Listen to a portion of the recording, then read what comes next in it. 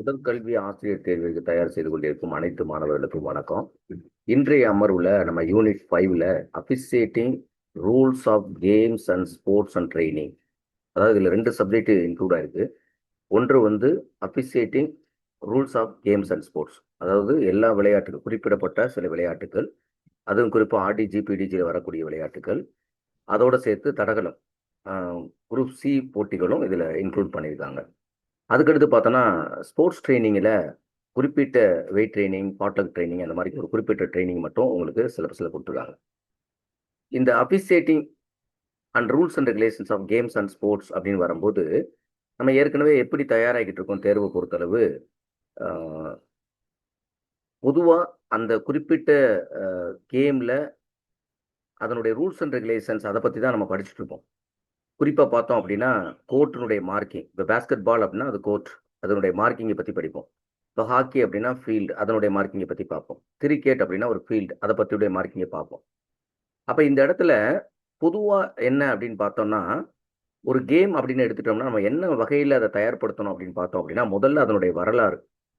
இப்போ உதாரணத்துக்கு பேஸ்கெட் பால் அப்படின்னு வச்சுங்களேன், இதனுடைய வரலாறு அப்படின்னு நம்ம பார்த்தோம் அப்படின்னா, இது ஒய்எம்சிஏ ட்ரைனிங் சென்டர், அதாவது வந்து சேம்ஸ் நைஸ்மித் என்பவர் 1891ஆம் ஆண்டு டிசம்பர் மாதத்துல இதை உருவாக்குறாரு.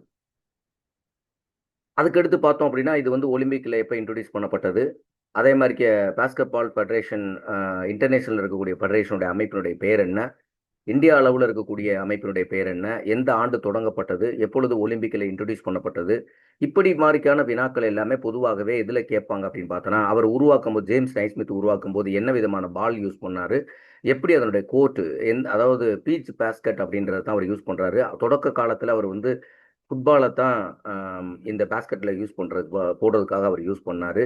அவர் உருவாக்கும் போது ஒன்லி 13 விதிகள் மட்டும்தான் இருந்துச்சு. இன்னைக்கு இருக்கக்கூடிய 2026 விதிமுறைகள் அப்படின்னு பார்த்தோன்னா அதில் நிறைய விதிகள், அதாவது வைலேஷன்ஸ், பவுலு, அதே மாதிரி கோர்ட் அண்ட் மார்க்கிங்கு, இந்த மாதிரி வேரியஸ் கேட்டகரியில் நீங்கள் போய் பார்த்தீங்க அப்படின்னா இந்த பேஸ்கெட் பாலை பொறுத்தளவு அதிகப்படியான விதிகள் இப்பொழுது நம்மளுக்கு இருக்கும். அப்போ இந்த பேஸ்கெட் பாலை பொறுத்தளவு என்ன அப்படின்னா, இப்போ ஒவ்வொரு கேம்லையுமே நம்ம என்ன பண்ணுறோம் அப்படின்னு பார்த்தோன்னா அதனுடைய பேசிக் ஸ்கில்ஸ் என்ன இருக்குது, அதனுடைய அபிஷியேட்டிங் சிஸ்டம் எப்படி இருக்குது, இதெல்லாம் நம்ம என்டையராகவே தரவாகவே படிக்க வேண்டிய விஷயம்தான். அதில் இன்றைய பதிவில் நான் என்ன அப்படின்னா, பேஸ்கெட் பால் ஸ்கில்ல நம்மளுக்கு முதல்ல எந்த கேம் எடுத்துக்கிட்டாலும் சரி, முதல்ல ஃபண்டமெண்டல் ஸ்கில் அப்படின்னு ஒரு ஸ்கில் இருக்கும்.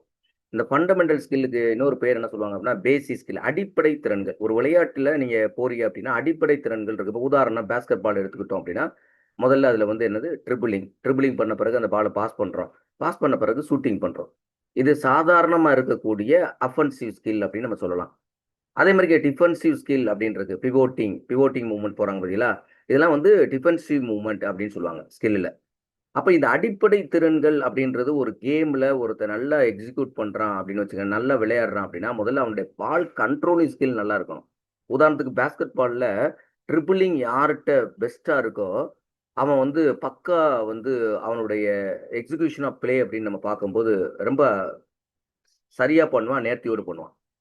ஏன்னா அட்வான்ஸ் ஸ்கில்லாம் அப்புறம் தான். அப்போ ஃபர்ஸ்ட் என்ன அப்படின்னா offensive skill and defensive skill அப்படின்னு நம்ம எடுத்து பார்க்கும்போது பேசிக்கான ஒரு ஃபண்டமெண்டலான விஷயம். அதை பற்றி நம்ம இன்றைய அமர்வில் பார்க்கல. ஏன்னா பேசிக் ஸ்கில் ஏன் ஒரு வகையில் நல்லா தெளிவாக புரிஞ்சுங்க. பேசிக் ஸ்கில், அட்வான்ஸ் ஸ்கில் அப்படின்னு நம்ம எடுத்துக்கிற போது ஒவ்வொரு கேம்லையும் நம்ம தெரிஞ்சுக்கணும். அதுக்கு குறிப்பாக பேசிக் ஸ்கில் தெரிஞ்சுக்கணும். இந்த ஸ்கில் நேரடியாக கூட கேட்காம எப்படி கேட்பாங்க அப்படின்னா, இந்த ஸ்கில்ல இருக்கக்கூடிய ஒரு ஸ்கில் நேமை கொடுத்து இது வந்து it's related to which game, அதாவது டெக்னிக்கல் டேர்ம்ஸ்னு ஒன்று இருக்குது. நம்மளுக்கு ஒவ்வொரு கேம்லையுமே சில டேர்ம்ஸ் யூஸ் பண்ணுவாங்க. இப்போ பிவோட்டிங் அப்படின்ற வார்த்தை எதுல இருந்து எந்த கேம்ல இருக்கு அப்படின்னு கேட்டாங்கன்னா அது வந்து என்னது, பிவோட்டிங் அப்படின்றது பேஸ்கெட் பால் ரிலேட்டட் இருக்கு. அப்ப திறன்களை இது வந்து அடிப்படை திறன்களா, இது வந்து அட்வான்ஸ் திறன்களா, இல்ல அதுல இருக்கக்கூடிய ஒரு லேப் சூட் அப்படின்னு போட்டுட்டு இந்த லேப் சூட் வந்து எந்த திறன்ல வருது, அஃபென்சிவ்ல வருதா டிஃபென்சிவ்ல வருதா அப்படின்னு உங்களுக்கு கொஸ்டின்ல கேட்பாங்க. அப்ப டேர்ம்ஸ்லையும் கேட்கலாம், அப்படி இல்லைன்னா என்ன பண்ணலாம், உள்ள போய் திறன்களையும் உங்களுக்கு கொஸ்டின் கேட்கலாம். ஸோ அந்த அடிப்படையில தான் இன்றைய பதிவுல நம்ம வந்து பேசிக் ஸ்கில், ஃபண்டமெண்டல் ஸ்கில்ன்றத நாளைக்கு நான் உங்களுக்கு அதை பத்தி பதிவு பண்றேன். இன்றைய பதிவுல அதாவது நம்ம இன்னைய பதிவில் பார்த்தோம்னா பேஸ்கெட் பாலினுடைய ஸ்ட்ராட்டஜியில் வந்து offensive strategy and defensive strategy தான் பார்க்க போகிறோம். அதற்கு முன்னாடி நான் வந்து நாளைய தினம் பார்க்க இருக்கக்கூடிய இந்த அஃபென்சிவ் ஸ்கில், டிஃபென்சிவ் ஸ்கில்ல பார்த்தோம் அப்படின்னா இதில் ஏன் நேராக அசிட்டிஸ் நான் இங்கிலீஷில் கொடுத்துருக்கேன் அப்படின்னா உங்களுக்கு கொஷினில் கேட்கும் போதே இந்த இங்கிலீஷ் வார்த்தையை தான் பயன்படுத்துவாங்க. தமிழ்ல இதில் நேரடியாக கன்வர்ஷன் பண்ண மாட்டாங்க. ஏன்னா இப்போ பாசிங் அப்படின்ற ஒரு ஸ்கில்லை கொடுத்து இது என்ன கேம் ரிலேட், ஏன்னா பாசிங் நிறைய கேமில் இருக்குது. ஹாக்கியில் இருக்குது, அதே மாதிரிக்கு ஃபுட்பாலில் பாசிங் இருக்குது. அது மாதிரிக்கு வந்து பாசிங் அதிகமாக இருக்கனால இது அப்படி இந்த மாதிரிக்கு ஒரு திறன்களை, அதே மாதிரி ட்ரிபிளிங் நிறைய கேமோட தொடர்பு இருக்குது, ஷூட்டிங் நிறைய கேமோட தொடர்பு இருக்குது. அப்போ இந்த மாதிரிக்கு எடுக்காம இப்போ இதில் பாருங்க, இதில் அஃபென்சிவ் ஸ்கில் இது எல்லாமே அஃபென்சிவ் ஸ்கில்ன்றது தெரியணும், இதெல்லாம் டிஃபென்சிவ் ஸ்கில்னு தெரியணும். அப்போ இதில் அஃபென்சிவ் ஸ்கில்ல நம்மளுக்கு லே ஆஃப் ஷூட் அப்படின்றது பார்த்தோன்னா is more and more related to basketball. பேஸ்கெட் பாலை மட்டும்தான் இது தொடர்பு இருக்கு. இப்போ லே ஆஃப் ஷூட் அப்படின்றது அது மட்டும்தான். அப்போ அது கேட்கணும். அப்போ எப்படி கேட்பாங்க அப்படின்றது நம்மளுக்கு தெரியும். அதே மாதிரி பிவோட்டிங் பொசிஷன் அப்படின்றது பாலை ஹோல்ட் பண்ணிட்டு அவன் வந்து, அதாவது மல்டி மூவ்மெண்ட் ஆயிடக்கூடாது. இல்லை அவனுடைய மூவ்மெண்ட் வந்து என்ன அப்படின்னா, ஒரு காலை வச்சுட்டு மற்ற இன்னொரு லெக்கை என்ன பண்ணுவான் அப்படின்னா, பிவோட்டிங் லெக்கை என்ன பண்ணா எல்லா திசையிலையுமே மூவ் பண்ணுவான் அவன். ஸோ பாலை பாஸ் பண்ணுறதுக்காக அதை யூஸ் பண்ணலாம், என்ன இதுக்காக அதை வேணாலும் பிவோட்டிங் பொசிஷன்ஸை யூஸ் பண்ணுவான். அடுத்து பால் ஹேண்ட்லிங் அண்ட் ரீபவுண்டிங் அப்படின்றது, இது ரெண்டுமே பால் ஹேண்ட்லிங், பாலை ஹேண்டில் பண்ணக்கூடியது ப்ளஸ் இது எல்லாமே அஃபென்சிவ் ஸ்கில்லினுடைய அடிப்படை திறன், அதாவது ஃபண்டமெண்டல் ஸ்கில்ஸ்ன்னு நம்ம இதை சொல்லலாம். அடுத்து டிஃபென்சிவ் ஸ்கில்ல பார்த்தோம் அப்படின்னா டிஃபென்சிவ் ஸ்டான்ஸு, கார்டிங் பண்ணுறது, அதாவது மறைக்கிறது, ஆப்போனன்ட் பிளேயரை கார்ட் பண்ணுறது, பிளாக்கிங் அவுட்டு, ஸ்டீலிங், அடுத்து interception, short blocking, defensive and rebounding. இது எல்லாம் என்ன, இந்த ஸ்கில் எந்த இடத்துல யூஸ் பண்ணுவாங்க அப்படின்றத பற்றி நாளைய அமர்வில் நம்ம பார்ப்போம். ஆனால் இன்றைய அமர்வு நம்ம பார்க்க போகிறது என்ன அப்படின்னா, அஃபென்சிவ் அண்ட் டிஃபென்சிவ்னுடைய ஸ்ட்ராட்டஜிஸ் பார்க்க போகிறோம். இப்போ ஸ்ட்ராட்டஜி அப்படின்னா ஸ்ட்ராட்டஜின்னு நீங்கள் எடுத்துக்கலாம், இல்லைன்னா அட்வான்ஸ் ஸ்கில்னு எடுத்துக்கலாங்க. எப்படி வேணாலும் நீங்கள் எடுத்துக்கலாம். அதாவது ஒரு கேமில் ஃபண்டமெண்டல் ஸ்கில்லை தாண்டி ஒரு கேமில் நல்ல பெர்ஃபார்மன்ஸ் பண்ணணும் அப்படின்னா அதாவது வந்து ஸ்ட்ராட்டஜிஸ் வந்து பக்காவாக இருக்கணும். அதே மாதிரி வந்து அட்வான்ஸ் ஸ்கில் இருக்கணும். அப்போ அது அட்வான்ஸ் ஸ்கில்லை பேஸ் பண்ணி வரதான் ஸ்ட்ராட்டஜினா என்ன, ஸ்போர்ட்ஸ் ட்ரைனிங்கில் நீங்கள் படிச்சுப்பேன். ஸ்ட்ராட்டஜிங் அப்படின்றது ஓவரால் பிளான் தான் நம்ம ஸ்ட்ராட்டஜி அப்படின்னு சொல்கிறோம். நீங்கள் எந்த இது பண்ணாலும் ஒரு கேம் விளையாண்டாலும் அந்த கேமினுடைய ஓவரால் பிளான், அதைத்தான் நம்ம வந்து ஸ்ட்ராட்டஜின்னு சொல்கிறோம். அப்போ பேஸ்கெட் பாலை பொறுத்தவரை offensive and defensive strategy. Offensive strategy எப்படி எந்த இடத்துல கொடுப்பாங்க? அஃபென்சிவ் ஸ்ட்ராட்டஜியில் பயன்படுத்தக்கூடியது அஃபென்சிவ் ஸ்கில் எப்போ பயன்படுத்துவாங்க அப்படின்னா, அது வந்து கோல் ஸ்கோர் பண்ணுறதுக்காக, ஷூட்டிங் பண்ணுறதுக்காக பயன்படுத்தக்கூடிய எல்லா ஸ்கில்லுமே அஃபென்சிவ் ஸ்கில். இங்கே பேஸ்கெட் பாலில் அஃபென்சிவ் ஸ்ட்ராட்டஜினா என்ன அர்த்தம்னா, offensive means to score the opponent basket. Opponent பேஸ்கெட்டில் போய் நம்ம ஸ்கோரிங் பண்ணுறது பேர் அஃபென்சிவ் ஸ்கில். அதுக்காக பயன்படுத்தக்கூடிய திறன்களை offensive skill or offensive strategies அப்படின்னு நம்ம பயன்படுத்துகிறோம்.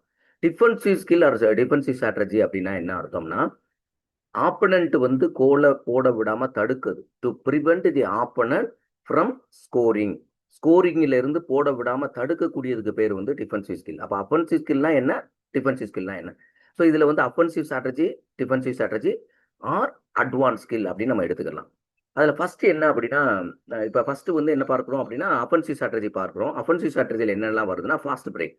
இப்போ ஃபாஸ்ட் பிரேக் கொடுத்துட்டு அவன் என்ன பண்ணுவான்னா, ஃபாஸ்ட் பிரேக் என்னன்னு கூட கேட்கலாம்.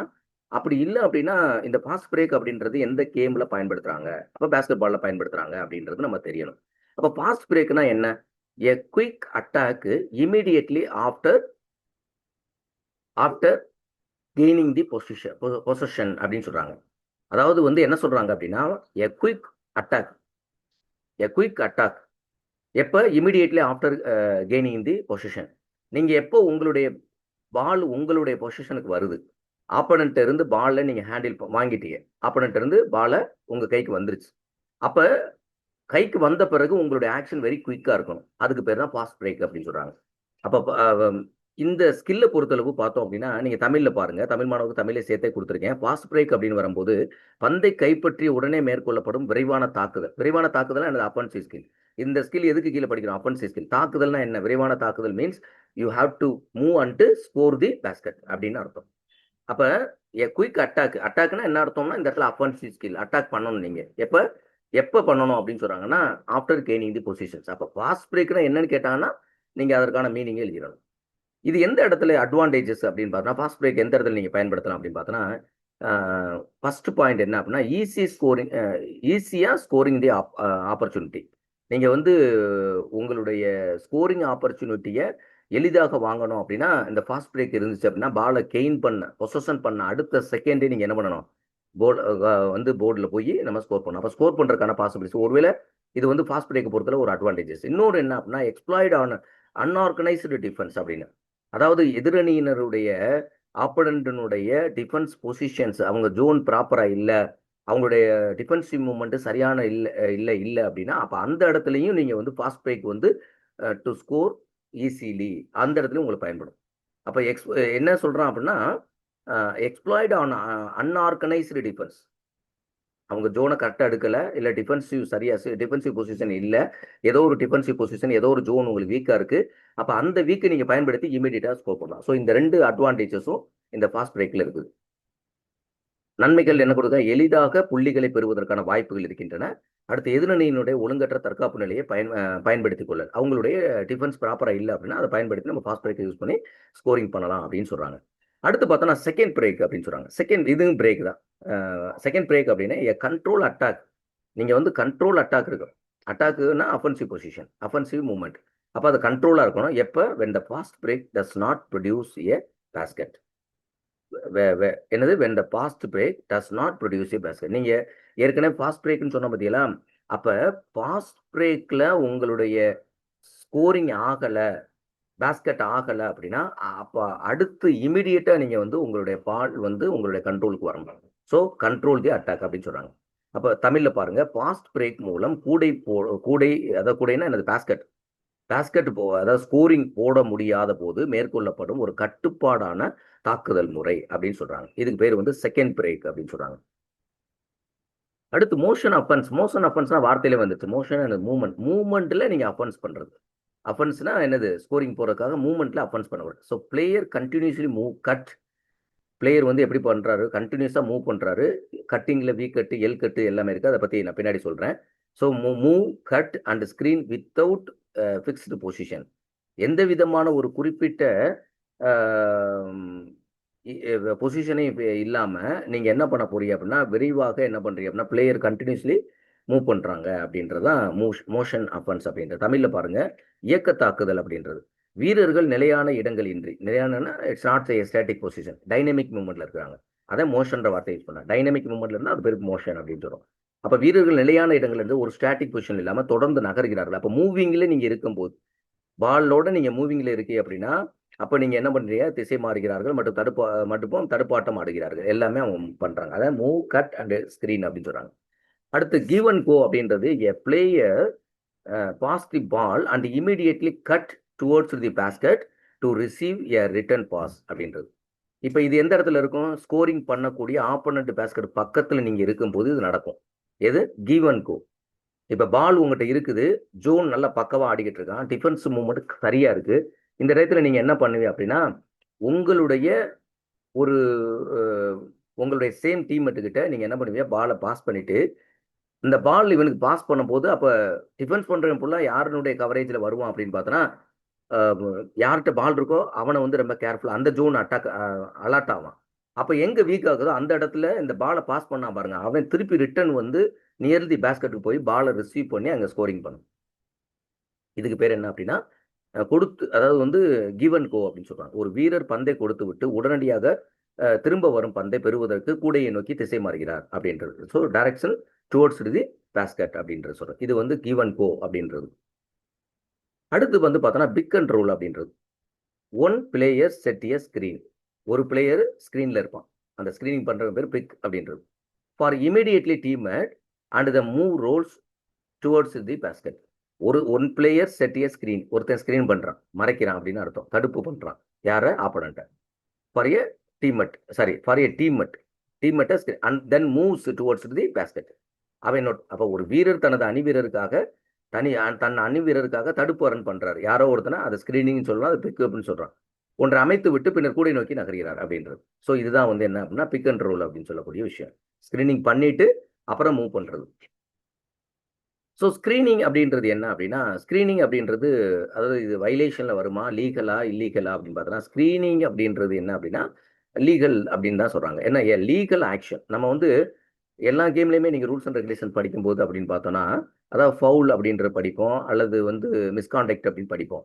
இங்கே வந்து ஃபவுலும் மிஸ்கான்டக்ட் ரெண்டுக்கு வித்தியாசம் இருக்கு. ஃபவுல்னா என்ன, மிஸ்கான்டக்ட்னா என்ன, வைலேஷனா என்ன. வைலேஷன்னா என்னன்னா இங்கே வைலேஷன் டேர்ம் யூஸ் பண்ணுவாங்க. எங்கே பாஸ்கெட் பாலில் வைலேஷன் டேர்ம் யூஸ் பண்ணுவாங்க. வைலேஷன் அப்படின்றதுனா நீங்கள் என்ன பண்ணுறீங்கன்னா ரூலை வைலேட் பண்ணுறீங்க. ஒரு ஆப்பனன்ட் கோர்ட்டில் போய் நீங்கள் வந்து 3 செகண்ட்ஸ் தான் இருக்கணும் அப்படின்னு நீங்கள் நினச்சிங்கன்னா அந்த 3 செகண்ட்ஸ்க்கு மேலே நீங்கள் நின்று அப்படின்னா அது பேர் வைலேஷன். 24 செகண்ட்ஸ்ல அட்டம் எடுக்கணும் அப்படின்னா 24 செகண்ட்ஸ்ல நீங்கள் அட்டம் எடுக்கல அப்படின்னா அது பேர் வைலேஷன். இதெல்லாம் வைலேஷன் ரூல்ஸ். வைலேஷன்னா என்னன்னு தெரியணும், ஃபவுல்னா என்னன்னு தெரியாது.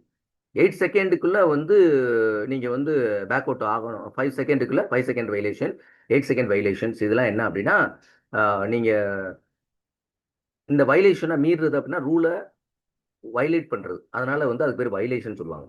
அப்போ அதுக்கு ஒரு தனி பெனால்ட்டி இருக்குது. பெனால்ட்டி வந்து வைலேஷனுக்கு ஒரு மாதிரி இருக்கும், ஃபவுலுக்கு ஒரு பெனால்ட்டி இருக்குது. சரி, அதில் பர்சனல் ஃபவுல் இருக்குது, டீம் ஃபவுல் இருக்குது. ஸோ 10 மினிட்ஸுக்குள்ளே இருக்கக்கூடிய எவ்வளோ டைமில் அலாட்மெண்ட் இருக்குது அப்படின்றது ரூல்ஸ் அண்ட் ரெகுலேஷனில் டீப்பாக இருக்கக்கூடிய விஷயங்கள். ஸோ ஸ்க்ரீனிங் அப்படின்றது எ legal actions that delay R prevent a Defender from reaching A teammate. அதாவது வந்து இப்போ ஒரு உங்கள் டீம்மேட்டுக்கிட்ட ஒருத்தர்கிட்ட நீங்கள் என்ன பண்ணுறீங்க, அவர்கிட்ட பால் இருக்குது. இப்போ என்ன பண்ணுறாரு, உங்களுடைய சேம் டீம்மேட் என்ன பண்ணுறாருன்னா உங்களை நோக்கி மூவ் ஆகி உங்களுடைய பால் கேதரிங் பண்ணுறதுக்காக, உங்களை டிஃபென்ஸ் பண்ணுறதுக்காக ஒருத்தர் வருவான் பாருங்க. அவனை இவன் என்ன பண்ணுவான் அப்படின்னா ஸ்க்ரீன் பண்ணுவான். ஒரு தடுப்பாட்டக்காரர் தனது சக வீரரை அடைவதற்கு தாமதப்படுத்துவதும் அல்லது தடுக்கும் ஒரு சட்டப்பூர்வமான செயல். அப்போ இது வந்து இட்ஸ் அலோட் இன். ஆனால் பட் அவனை டச் பண்ணக்கூடாது. ஆனால் என்ன பண்ணுவான் அப்படின்னா ஸ்க்ரீனிங் பண்ணுவான். ஏன்னா அவனை நோக்கி பால் எடுக்கக்கூடாதுன்னு அவனை இவன் கொஞ்சம் லைட்டாக ஸ்க்ரீன் பண்ணி காப்பான், அவன் பாலை பேஸ்கெட் பண்ணுவான். இந்த ஸ்க்ரீனிங்லேயே டைப்லேயே ஒன் பால் ஸ்க்ரீன் இருக்கு. அதாவது வந்து ஆன் பால் ஸ்க்ரீன் இருக்கு, ஆஃப் பால் ஸ்க்ரீன் இருக்கு, பேக் ஸ்க்ரீன் இருக்கு, டவுன் ஸ்க்ரீன் இருக்கு. மொத்தம் 4 வகையான டைப் இருக்கு. On ball screen, on ball ஸ்க்ரீன்னா பால் இருக்கும்போது ஸ்க்ரீனிங் பண்ணுறது. ஆஃப் பால் அப்படின்னா அங்கே பால் கிடையாது. அடுத்து back screen and down screen. இந்த 4 விதமான ஸ்க்ரீனில் டைப்ஸ் இருக்குது. அடுத்து கட் அப்படின்றது என்ன அப்படின்னு பார்த்தோன்னா a quick movement by an offensive player. இது வந்து அஃபென்சிவ் ஸ்கில் ஆக்சுவலாக. சாரி, இது வந்து offensive skill, correct. A quick movement by an offensive player to get free for a pass. அதாவது ஒருத்தட்ட இருந்து குயிக் மூவ்மெண்ட்னு சொல்லிட்டான். இந்த இடத்துல குயிக் மூவ்மெண்ட் எதுக்காக குயிக் மூவ்மெண்ட் அவன் பண்ணுறான் அப்படின்னா வேறொருத்தன்ட்ட இருந்து பாலை பாசிங் வாங்குறதுக்காக அவன் என்ன பண்ணுவான் அப்படின்னா ஆப்போனண்ட் கேடரில் இருப்பான். ஆப்போனண்ட் டிஃபென்சிவ் அவனை எடுத்துக்கிட்டு இருப்பான். அப்போ அவன்கிட்ட இருந்து விலகி வேகம் குயிக்காக அவன் மூவ்மெண்ட் காட்டுவான். அப்போ பால் இவனுக்கு கிடைக்கும். ஏன்னா பால்ட்டு பிளேயர்ட்டு நம்மகிட்ட நம்மளுடைய சேம் டீம் கிட்ட பால் இருந்தால் நம்ம என்ன பண்ணணும், ஆப்போனண்ட் வெளியே வரணும். அவன்கிட்ட இருக்கு அப்படின்னா அவனுடைய ஆப்போனண்ட் க்ளோஸ்ல நம்ம நிற்கணும். நம்ம எந்த ஜோன் ஆடிக்கிட்டு இருக்கோம், இல்லை நம்ம எந்த டிஃபென்சிவ் மூட் ஆடிக்கோமோ அந்த இடத்துல கரெக்டாக இருக்கணும். அப்போ ஒரு பாஸை பெறுவதற்காக தாக்குதல் ஆட்டக்காரர் வந்து ஒருவர் விரைவாக தன்னை விடுவித்துக் நகர்வு. அந்த டிஃபென்சிவ் பிளேயர் இருந்து குயிக்காக அவன் எக்ஸைட் பண்ணாத இடத்துல எந்த டைரக்ஷனா டக்குன்னு சேஞ்ச் பண்ணி மூவ் ஆகி போறது பாலை வாங்குறதுக்காக. ஏன்னா நம்ம சேமெண்ட்டுக்கிட்ட இருக்குது, நம்ம ஃப்ரீ பண்ணா தானே அவன் பாலை நம்மகிட்ட கொடுப்பான். அதுல என்னென்ன கட்லாம் இருக்கு, வி கட் இருக்கு, எல் கட் இருக்கு, பேக்டோர் கட் இருக்கு, அதுக்கடுத்து பேஸ்கெட் கட் இருக்கு. இந்த 4 விதமான கட்டுல வந்து 4 விதமான கட் இருக்கு. அடுத்து வந்து டிஃபென்சிவ் ஸ்ட்ராட்டஜி. இப்போ நம்ம இது வரைக்கும் பார்த்தது அஃபென்சிவ் ஸ்ட்ராட்டஜின்னு சொல்லக்கூடிய, அதாவது அட்வான்ஸ் ஸ்கில் என்னன்றதை பார்த்தோம். அஃபென்சிவ் ஸ்ட்ராட்டஜி எதுக்காக அப்படின்னா to scoring the aim to score the opponent basket. ஆப்போனன்டுடைய பேஸ்கெட்ல நம்ம போய் ஸ்கோரிங் பண்ணணும், அதுதான் நம்மளுடைய defensive movement to prevent the scoring from opponent player. நம்ம வந்து நம்மளுடைய பேஸ்கெட்ல கோல் விடுதோடம் தடுக்கணும். அது வந்து டிஃபென்சிவ் ஸ்ட்ராட்டஜி. அப்போ டிஃபென்சிவ் ஸ்ட்ராட்டஜியில் மேன் டு மேன் டிஃபென்ஸ் அப்படின்னு சொல்லக்கூடிய மேன் டு மேன் டிஃபென்ஸ் அப்படின்னா each defender guards one assigned opponent. இப்போ வந்து உங்களுடைய ஜோனில் நீங்கள் இப்போ வந்து 5 பிளேயர் மெயின் பிளேயர் உள்ளே இருப்பான். 5 பிளேயருக்கு 5 ஜோன் இருக்கும் பார்த்தீங்களா. அப்போ 5 பேரும் 5 பேரை எடுத்து ஆடணும். அப்போ அவனுக்கு யார் அலாட் ஆகிருக்கோ அந்த அவனை அடாப்ட் பண்ணுறதுக்குன்னா நீங்கள் டிஃபென்ஸ் பண்ணி ஆடணும். அப்போ மேன் டு மேன்னா யார் மேன் டு மேன், ஒவ்வொருத்தவங்களுக்கு அலாட் பண்ணக்கூடிய அந்த பொசிஷன், அவன் என்ன இடத்துல இருக்கானோ அந்த பொசிஷனில் இருக்கக்கூடிய ஆப்போனன்ட் பிளேயரை நீங்கள் கார்ட் அவுட் பண்ணணும். So each defence card one assign தி ஆப்போனன்ட். ஸோ இதனுடைய அட்வான்டேஜஸ் பொறுத்தளவு எப்படி அப்படின்னா ஸ்ட்ராங் இண்டிவிஜுவல் டிஃபென்ஸை பொறுத்தளவு ஸ்ட்ராங்காக இருக்கும்.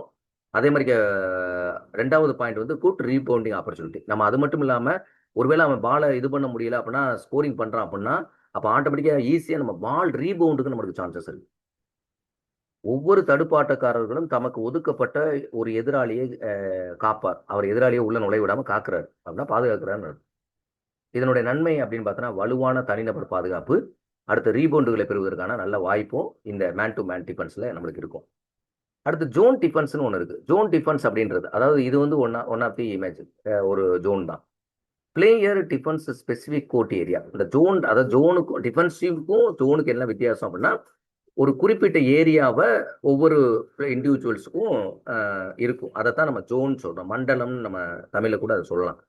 Player defend specific court area, அந்த கோர்ட் ஏரியாவில் இருக்கக்கூடிய ஒரு specific area instead of the individual opponent. அதாவது ஜோன் பாதுகாப்புனா இதில் வீரர் குறிப்பிட்ட எதிரணி வீரர்களுக்கு தனித்தனியாக குறிவைத்து தடுப்பதற்கு பதிலாக எல்லாரையும் தனித்தனியா குறி வச்சு இண்டிவிஜுவல் டிஃபென்ஸ் பண்ணாம ஆடுகளத்தினுடைய குறிப்பிட்ட பகுதியை, இந்த பகுதினா நான் இருக்கேன், இந்த இதுல இருந்து இது வரைக்கும் நான், இதுல இருந்து இது வரைக்கும் நான் அப்படின்னு ஒரு ஏரியா இருக்கு பார்த்தீங்களா, that is called as zone. பாதுகாப்பு அணியம் பொதுவாக மண்டல பாதுகாப்பு அமைப்புகள் அப்படின்னு சொல்லும் போது என்னென்ன பாதுகாப்பு அமைப்புகளை யூஸ் பண்றாங்க அப்படின்னா 2-3 ஜோனு, அதே மாதிரி 3-2 ஜோன் யூஸ் பண்றாங்க, 1-3-1 ஜோன் யூஸ் பண்றாங்க, 1-2-2 ஜோன் யூஸ் பண்றாங்க. இதெல்லாம் வந்து காமனா ஜோன் ஃபார்மேஷன். இது தவிர சில பேர் அட்வான்ஸா அவங்களுடைய டீமுக்கு தகுந்தாப்புல இல்ல ஆப்போனன்ட் டீமுக்கு தகுந்தாப்புல அந்த ஜோன் ஃபார்மேஷனை உருவாக்குவாங்க.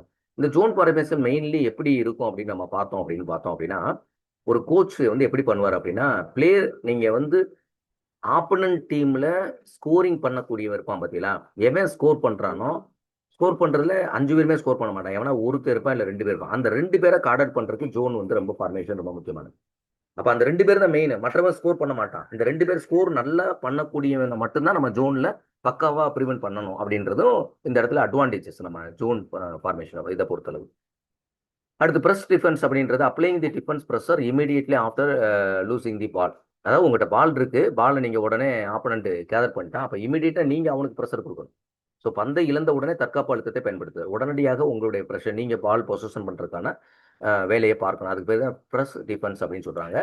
இது வந்து ஃபுல் கோர்ட் ப்ரெஷரா இருக்கலாம், இல்ல த்ரீ குவார்ட்டர் கோர்ட் ப்ரெஷரா இருக்கலாம், ஹாஃப் கோர்ட் ப்ரெஷரா இருக்கலாம். 3 விதமான வகைப்பாடு இதுல இருக்கு ப்ரெஷர் டிஃபென்ஸ்ல. முழுமையான மைதான அழுத்தம் ஃபுல் கோர்ட் ப்ரெஷர், முக்கால் மைதான அழுத்தம் 3 கோர்ட் ப்ரெஷர், அரை மைதான அழுத்தம் ஹாஃப் கோர்ட் ப்ரெஷர் அப்படின்னு சொல்லக்கூடியது இதுல இருக்குது. அடுத்து பார்த்தோம் அப்படின்னா மிக முக்கியமா பார்த்தோம் அப்படின்னா டபுள் டீம் அப்படின்றது என்ன, 2 Defender card 1 offensive player to force A turn over அப்படின்றது. அதாவது பந்தை தடுப்பதற்காக ஒரு நல்ல ஒரு ஒரு 2 டிஃபெண்டர் சேர்ந்து ஒரு அஃபெண்டரை தடுக்கிறது, ஒரு ஆப்பனண்ட்டை தடுக்கிறது, அதுக்கு பேர் தான். அதனால தான் அது பேர் டபுள் டீம் அப்படின்றது. 2 பேர் சேர்ந்து ஒரு ஆப்பனண்ட். ஏன்னா அவன் கொஞ்சம் கொஞ்சம் நல்ல ஸ்கில் இருக்கக்கூடியவனா இருப்பான், நல்லா. ஏன்னா ஒரு ஜோன்லயே 2 பேரை அவனை எடுக்கிறான். அப்படி கூட நம்ம எடுத்துக்கலாம். ஒரு தாக்குதல் வீரரை காத்து அவரிடமிருந்து பந்தை பறிக்க 2 தடுப்பாட்டக்காரர்கள். ஏன்னா அவன்கிட்ட ஸ்பீட் அண்ட் எஃபிஷியன்ட் மூவ்மெண்ட் இருக்கு. அப்போ ஒருத்தனால கண்ட்ரோல் பண்ண முடியல அப்படின்னா 2 பேர் ப்ரிவென்ட் பண்றான் அந்த பாலை கேதர் பண்றதுக்காக. அது 2 அதுல வார்த்தையிலே வந்துருச்சு. 2 சேம் டீம் பிளேயர் மட்டும் ஆப்போனன்ட் என்ன பண்றான், பாலை எடுக்கிறதுக்காக, அவன்கிட்ட இருக்கு பாலை, அவன்கிட்ட இருந்து பாலை எடுக்கிறதுக்காக முயற்சி பண்றாங்க. அடுத்து ஸ்விட்சிங் டிஃபென்ஸ் அப்படின்றது டிஃபெண்டர் எக்ஸ்சேஞ்ச் அசைன்மெண்ட் ஆஃப்டர் ஏ ஸ்கிரீன். அதாவது ஒரு ஸ்கிரீனுக்கு பிறகு ஒரு ஸ்கிரீன் பண்ணிட்டாங்க, தடுப்பாட்டக்காரர் தங்கள் பணிகளை பரிமாற்றிக் கொள்வது. தடுப்பாட்டுக்காரர்கள் யார் இந்த இடத்துல, டிஃபெண்டர்ஸ். அப்ப தன்னுடைய இடத்த பொசிஷனை அவங்க மாத்திக்கிறாங்க. அதை மாதிரி வர ஸ்கிரீனிங்க்கு பின்னாடி ஒருத்தர் ஸ்கிரீனிங் முடிஞ்சிருக்கு, ஆஃப்டர் ஸ்கிரீனிங் முடிஞ்ச உடனே இவங்க 2 பேரும் எக்ஸ்சேஞ்ச் தி பொசிஷனை எக்ஸ்சேஞ்ச் பண்ணிக்கிறாங்க. அசைன் தி ஆஃப்டர் ஸ்கிரீனிங் அப்படின்றது பொசிஷன் மாறிடுறாங்க. ஸோ இதெல்லாம் என்ன அப்படின்னு பார்த்தோன்னா அஃபென்சிவ் அண்ட் டிஃபென்சிவ்னுடைய ஸ்ட்ராட்டஜிஸ் தான் நம்ம பார்த்தோம். 2வது பார்த்ததுன்னா டிஃபென்சிவ் ஸ்ட்ராட்டஜி, முதல்ல பார்த்தது அஃபென்சிவ் ஸ்ட்ராட்டஜி. ஸோ இந்த அடிப்படையில் தேர்வுக்கு இந்த டெக்னிக்கல் டேர்ம்ஸை கொடுத்து உங்களுக்கு பேஸ்கெட்பாலில் கேட்குறாங்க அப்படின்னா இது தொடர்புடைய தகவல்களை நீங்கள் கூடுதலாக தெரிஞ்சுக்கிட்டே அப்படின்னா உங்களால் எக்ஸாமினேஷனில் ஆன்சர் பண்ணுறதுக்கு ரொம்ப எளிமையாக இருக்கும். அதே மாதிரிக்கு வந்து மாணவர்கள் வந்து உங்களுக்கு வந்து அதாவது ரெக்கார்டிங் செஷன்னா என்ன அப்படின்னா எல்லா யூனிட்லேயும் டாபிக் வைஸாக உங்களுக்கு ரெக்கார்டு உள்ளே வந்துடும். ஆன்லைன் ஸ்டூடெண்ட்ஸ்க்கு இருக்கக்கூடிய ரெக்கார்ட் செஷன்ஸ் உள்ளே வந்துடும். அந்த ரெக்கார்ட் செஷனுக்கு கீழேயே உங்களுக்கு மெட்டீரியல் பிபிடி ஃபார்மேட்டில் இருக்கும், தமிழ் அண்ட் இங்கிலீஷில். அதுக்கு பின்னாடி உங்களுக்கு டெஸ்ட் பேப்பர் இருக்கும். அப்போ நீங்கள் ஒரு இதை அட்டன் பண்ணிவிட்டு மெட்டீரியலை பார்த்து ரெஃபர் பண்ணிவிட்டு இமீடியட்டாக நீங்கள் டெஸ்ட் போட்டுக்கலாம். இந்த மாதிரிக்கு 8 யூனிட்டுக்கும் ப்ளஸ் தமிழ் எலிஜிபிலிட்டி டெஸ்ட்டுக்குமான அந்த பகுதிகளும் உங்களுக்கு கவர் பண்ணுவாங்க. இது போக மாடல் டெஸ்ட் எல்லாமே நீங்கள் அதிலே எழுதிக்கிடலாம்.